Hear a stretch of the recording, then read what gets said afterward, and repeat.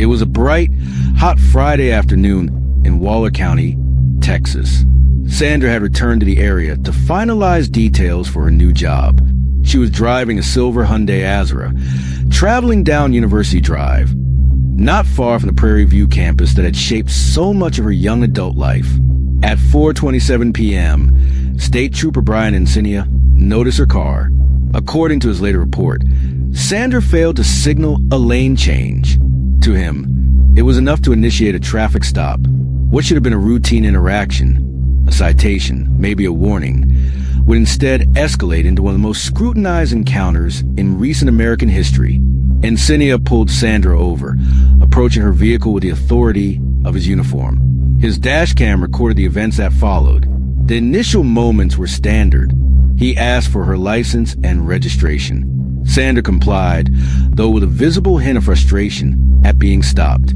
After all, a failure to signal was a minor infraction, but the exchange quickly grew tense. Encinia asked her to put out her cigarette.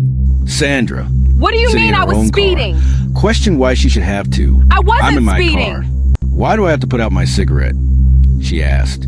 What do you The mean tone I was shifted. speeding? What might have ended as a warning I wasn't transformed into speeding. confrontation. Encinia ordered her to step out of the car. Sandra hesitated, demanding to know the reason. His voice grew sharper, more aggressive.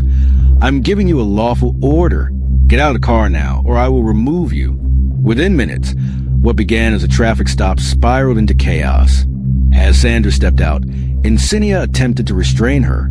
She protested loudly, demanding to know why she was being arrested.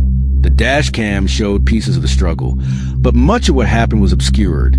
Witnesses later recalled hearing her scream as she was forced to the ground.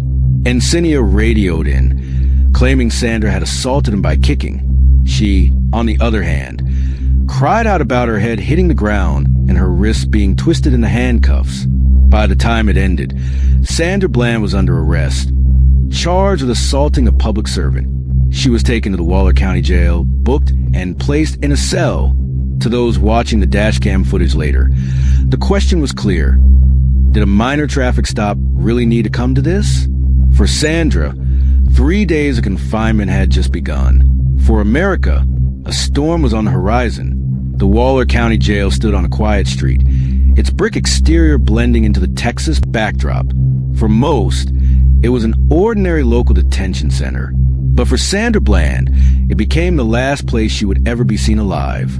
After her arrest on July 10th, 2015, she was booked and fingerprinted. Mug shots captured her face.